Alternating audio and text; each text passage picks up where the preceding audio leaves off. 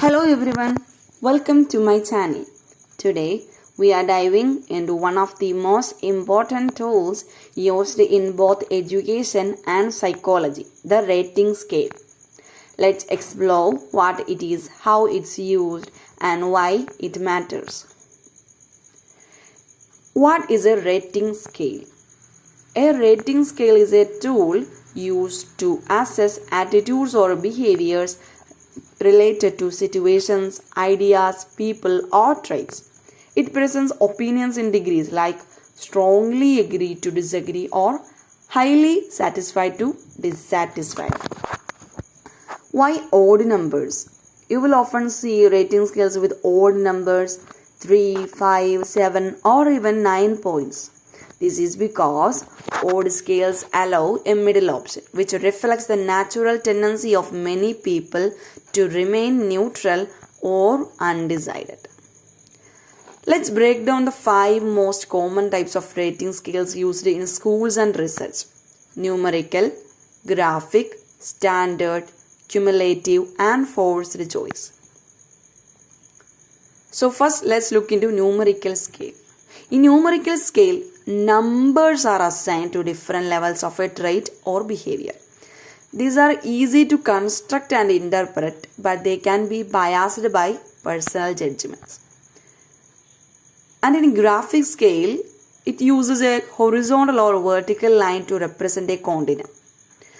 The rater marks a point on the line that matches their opinion or judgment. This method is simple and visually appealing. Next is standard scale. This type presents standard examples. For instance, handwriting samples that have already been rated. The rater compares new samples to these standards for objective evaluation. Next is cumulative scale. In this method, traits are scored with positive or negative values. For example, good traits get positive or +1 and bad traits -1. Checklist and the guess who technique fall under this type. And the last one is forced choice rating. Instead of rating how much a trait is present, forced choice asks you to pick between two behaviors. In this, we are forced to choose 2 out of 1. 1 out of 2.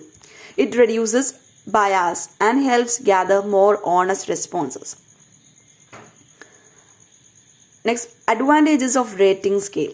Rating scales are incredibly useful. They help track student progress, inform parents, support counseling and job recommendations, and even guide self-evaluation.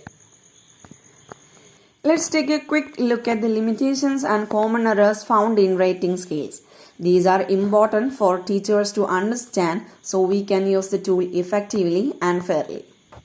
Halo effect. This happens when one positive trait of a student, like neat handwriting, makes us rate all other areas high too, even if they are average. It clouds our judgment.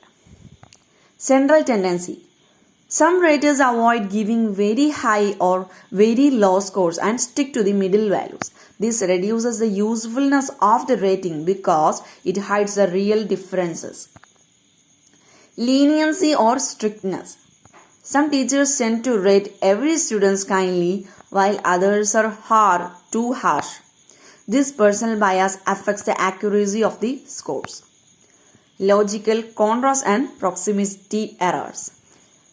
Logical error. We assume two traits are related, like assuming someone who is polite must also be punctual, but it is not always true. Contrast error. We compare a student to another student instead of the standard. One student's excellence might make the average one seem poor. Proximity error. When traits listed close together are rated similarly, even if they are alike, is just a mental shortcut our brains take. And there are demerits too. Rating scales can be time consuming to design, may feel restrictive to respondents, and can be subjective or biased, especially when measuring traits like personality. To summarize, we began by understanding the definition and purpose of rating scales, a valuable tool used to measure attitudes, behaviors, and performance in a structured way.